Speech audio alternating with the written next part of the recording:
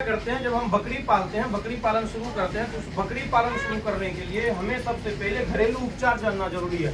हम लोग ऐसा है कि हम हमारी बकरी अगर 2-4-5 रख रहे हैं, अगर हम घरेलू उपचार नहीं कर पा रहे हैं, अगर नहीं जान रहे, हमारी बकरी को अगर सर्दी खांसी हो जाती है तो हम थोड़ा क्या होते हैं उसमें हड़बड़ा जाते हैं, हम डॉक्टर्स को बुला लेते हैं। थोड़ा आगे बढ़ जाइए, डॉक्टर्स को बुला लेते हैं। उससे क्या होता है ना, हमें पैसे खर्च होते हैं, ज़्यादा पैसा खर्च होता है, हमें मुनाफाएं जो होने वाली रहती है वो नहीं होती है, मुनाफाएं की संभावनाएं कम हो जाती है। और ऐसे परिस्थिति में हम क्या करते हैं, हड़बड़ा के अपनी बकरी को डर के से बेच लेते हैं। ये घरेलू उपचार अगर हम जान लेंगे कि बहुत महत्वपूर्ण रखता है। जैसे कि हमने बताया था, आपके बकरी को अगर मुंह में घाव हो जाए, खुरपका हो जाए, तो अगर डॉक्टर के पास इलाज करने जाइएगा, आपके पास उतना समय नहीं है, क्योंकि आप बकरी भी पाल रहे हैं अपना रोजी रोटी के लिए, जीवन यापन के लिए, मजदूरी भी कर रहे हैं, कृषि भी कर रहे हैं, खेती भी कर रहे हैं। इसके लिए मैंने घरेलू उपाय बताया था आपको भी।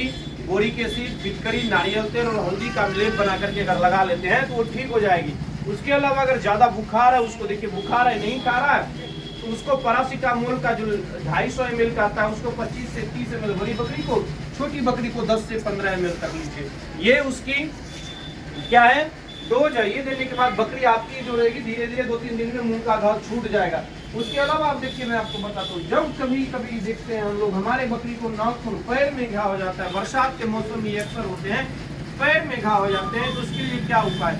पैर में घाव जब बकरी को हो जाए तो आप कुछ नहीं बोलिए, हमने आपको बोला था ना क्या उपाय उसका। घरेलू उपाय क्या करना, उसको हमें किससे धोना है, लाल दवा से धो करके उसमें क्या लगाना है, तारपीन का तेल लगाना है। क्या लगाना है, तारपीन का तेल, ताकि तारपीन का तेल लगाने के बाद क्या होगा, वो 2 से 3 दिन तक लगेगा। जो भी पैर में घाव होंगे, जो भी कीड़े हुए होंगे, वो सारे के सारे खत्म हो जाएंगे। वो सारे के सारे क्या होंगे, खत्म हो जाएंगे। इसीलिए क्या करना है, उसको तारपीन के तेल का उपयोग 2 से 3 दिन तक करके फिर रुक जाना है, रुक जाना है। अगर फिर देखिए दिक्कत हो रहा है फिर देना। अगर दर्द कर रहा है तो वही पैरासीटामोल प्लेन दीजिए, या तो मेलोनेक्स टेबलेट आता है, मेलोनेक्स प्लस, वो एक टेबलेट को 4 भाग करके 4 से 5 भाग कर लीजिए, चूर लीजिए, 5 हिस्सा बना करके एक दिन में एक हिस्सा बड़ी बकरी को दीजिए। एक दिन में एक हिस्सा बड़ी बकरी को देना है, ठीक है ना।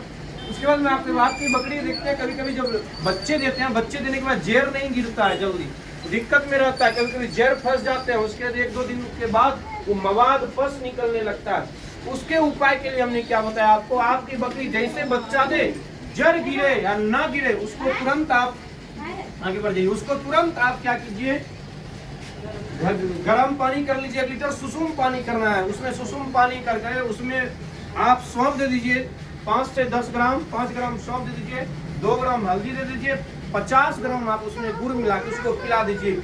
अगर जेर गिर भी गया है तो भी बच्चे दोनी को साफ करेगा, नहीं भी गिरा है तो भी बच्चे दोनी को वह अच्छे से जो जेर होंगे, जो कचरा होंगे अंदर में, वो निकालेंगे और आपकी बकरी को क्या होगा, दर्द नहीं होगा।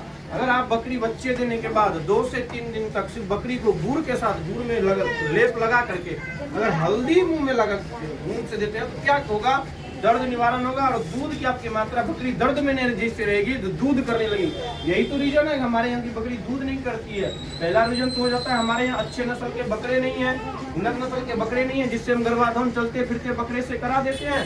उसमें रोग प्रतिरोधक क्षमता कुछ नहीं होता है, शून्य होता है, रोगग्रस्त होता है, उसे कभी वैक्सीन नहीं पड़ते हैं। वो बकरी को जब गर्भधारण करेंगे तो सारे बकरे का रोग बकरी में चले जाएंगे और हमारी बकरी अच्छे बच्ची नहीं देंगे, अच्छे मेमने नहीं देंगे।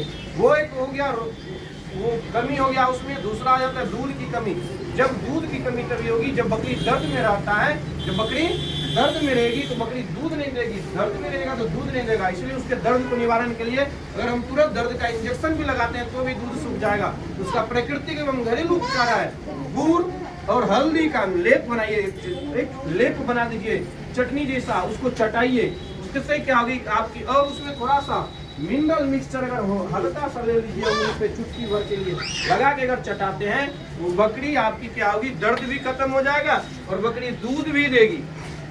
उसके आगे हमने बताया था कि आपकी जो मेमने होते हैं, मेमने को स्वस्थ कैसे जानेंगे, पहचानेंगे। हम बताए थे अगर मेमने को दूध पिलाने के बाद हम लोग मेमने को तुरंत ढक देते हैं, लेकिन मेमने को ढकना नहीं है, मेमने को ढकना नहीं है। मेमने को तब तक बाहर में उछलते कूदते तक छोड़ देना है जब तक वो पेशाब नहीं कर दे। एक माँ जब अपने बच्चे को दूध पिलाता है तो कंधे पे लेकर ऊपर से नीचे तक टहलाता है, जब तक वो ढेकार नहीं कर दे तब तक, या तो जब तक वो पेशाब नहीं कर देता तब तक उसको बिछावन पे नहीं देता है। पाचन तंत्र मजबूत होगा, उससे उसी तरह मेमने का पाचन तंत्र मजबूत होता है, गैस नहीं बनने देगा। अगर उछल कूद करेगी, पेशाब करेगी, तब उसको ढकिए, आपकी बकरी के बच्चे मरेंगे भी नहीं और स्वस्थ भी रहेगा।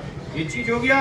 अब आगे हम लोग देखते हैं कि हमें उन्नत नस्ल के मेमने, या हम जो है जो कमजोर है, जिसकी गुणवत्ता नहीं है, जिस पाठे में जो बच्चे हुए हैं जिसमें गुणवत्ता नहीं है, उस बधियाकरण हम लोग करते हैं। बधियाकरण आज के समय में बहुत ही महत्वपूर्ण विषय हो गया, जो आप अगर सीख लेते हैं 10 दिन महीना दिन में, ये बधियाकरण आप अपने पशु सखी, जो भी हमारी दीदी पशु सखी ले रही हैं, वो आसानी पूर्वक बधियाकरण कर सकती है। बधियाकरण करना आसान है, लेकिन उसके टेक्निक को सीखना बहुत जरूरी होता है, जो थोड़ा जटिल है, लेकिन ये प्रक्रिया आसान है। अगर सीख जाएंगे, हमें 100, 200, 400 रुपये पर डे इनकम हो जाएगा, घरेलू उपचार से होने लगेगा। अब बधियाकरण भी 3 प्रकार का होता है। पहले जब हमारे यहाँ पे, कृपया घर जाके बात कीजिएगा, अगर हमारे यहाँ पे बधियाकरण होगा, पहले जो बधियाकरण होता था हमारे यहाँ पे, वो चीर करके होता था। बधियाकरण जब होता था तो चीरा लगाया जाता था। बधियाकरण होता था तो चीर करके करता। उसमें क्या होता था, चीरने के बाद बकरी जो खस्सी जिसको बधिया करके बनाए इस पटा को, उसमें इन्फेक्शन हो जाता था, पस हो जाता था, दर्द होने लगता था, उसका ग्रोथ रेट भी कम होता था, क्योंकि चीरने के बाद उसको खींचता था, पूरा नस खींचाता था, उससे उसको शारीरिक दर्द महसूस होता था। इसी के कारण से उसको क्या होता था, हम लोगों एक वैज्ञानिक पद्धति निकाला गया, जिससे कि वो नया तकनीक निकाला गया, जिससे कि बकरे को जो बधिया होगा, जो पाठा, उसको दर्द भी कम हो और वो अच्छे गुणवत्ता के खस्सी मांस उत्पन्न कर सके। इसके लिए कैस्टेटर विधि आया। क्या विधि आया? कैस्टेटर विधि आया, जो हम इस मशीन के द्वारा उसको बहुत अच्छी तरीके से दबा करके रखते हैं। ये स्पोर्टम को दबाते हैं, जो टेस्टिस होता है, जो अंडकोश होता है बकरी के पाठा का, उस अंडकोश को अच्छी तरह बाहर करके हम उसको बढ़िया से दबाते हैं। 2 बार, एक टेस्टिस को 2 बार दबाते हैं और कुछ अंतराल पे दबाते हैं, कुछ गैपिंग करके छोड़ के, आधा इंच के लमसम छोड़ के 2 बार दबाते हैं। और उसको दबाते डायरेक्ट ऐसे नहीं दबाना है, अगर डायरेक्ट दबाइएगा कभी कभी चमड़ा भी कट जाता है। इसके लिए उस पे आप कॉटन का कपड़ा रख करके, इसके अंदर लगा करके, या उस पे कॉटन का कपड़ा उस मसल पे जो चमड़ी होता है उस टिश्यू पे रख करके उसको अच्छी तरीके से 2 बार, एक जगह एक टेस्टिस पे 2 बार, फिर दूसरे टेस्टिस पे 2 बार दबाइए। आपकी बकरे का जो पाठे होंगे, अंडू पाठा, उसका बधियाकरण हो गया। वह एक ही दिन के अंदर अपने फिर उसी रूप, मतलब खस्सी के रूप में परिवर्तित होने लगेगा। तब उसको दर्द होता है, दर्द के लिए आप जहाँ पे दबा रहे हैं वहाँ पे दर्द का इंजेक्शन लगवा लीजिए और टिटवैक अवश्य लगवाइए। याद रखिएगा, टिटवैक अवश्य लगवाइए। कोई भी लोहा से संबंधित, ऑपरेशन से संबंधित, दांत पिच से संबंधित अगर आप घाव भी चिरवा रहे हो, दबा रहे हो, निकलवा रहे हो, आप उसको जरूर टिटवैक का इंजेक्शन लगाइए, क्योंकि टेटानी नामक बैक्टीरिया हो जाने के बाद फिर उस अंग को इतना प्रभावित कर देता है कि बिना काटे वो बच नहीं सकता है। इसीलिए आगे की प्रक्रिया में मैं बताता हूँ। ये तो हम दबा लेते हैं, दबाने की प्रक्रिया हो जाती है। हम कभी कभी क्या देखते हैं कि हमारे बकरी को पेट में कीड़े हो जाते हैं। याद रखिएगा, बकरी हो या बकरी, छोटी बकरी हो या बड़े बकरी हो, छोटे बकरी हो या बड़े बकरी हो, उसमें याद रखिएगा, या मेमने हो, कभी भी टेबलेट फॉर्म में, हम यही अभी तक देख रहे हैं, कभी टेबलेट फॉर्म में किसान दवाई नहीं पिलाएं।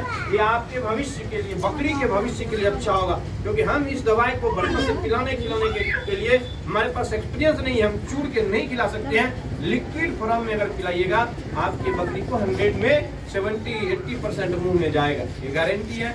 क्योंकि अगर ये टेबलेट है, टेबलेट को आप मुंह में डालने के लिए नहीं जम पा रहे हैं, लेकिन ये भी अच्छी है। ये बड़े जानवरों को यही खिलाया जाता है, ये कम दाम पड़ते हैं लेकिन अच्छे लगते हैं। उसी तरह छोटे जानवरों को हमें नीलजॉन, एल्विंडाजोल करके आता है, एल्विंडाजोल, फेविंडाजोल, आइवरमेक्टिन करके बहुत सारे ऐसे रहते हैं, जो दवाई हम बकरी को खिलाएंगे। और बकरी को गर्भ काल के 3रे माह के बाद से 2रे माह के बाद, 3रे माह के शुरू से ही हम बकरी को कीड़े की दवाई क्या देना है या नहीं देना है?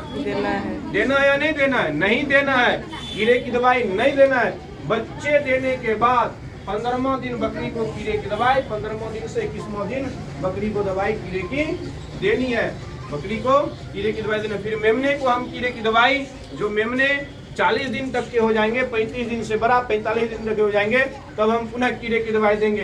क्योंकि बकरी को जो 15वें दिन से कीड़े की दवाई दी है, हम उसको कीड़े की दवाई देने के बाद वो दूध के द्वारा मेमने के पेट में भी कीड़े की दवाई जाते हैं। इसीलिए हमें क्या करना है, उसको अच्छे से बकरी को 15वें दिन से 21वें दिन और बच्चे को 35वें दिन से 45 दिन में देना है। ठीक है ना, समझ में आ गया ना? हाँ, ये चीज याद रखिएगा। और आगे हम बताएंगे आपको कि कृत्रिम गर्भाधान कैसे होता है, इसके बारे में मैं आपको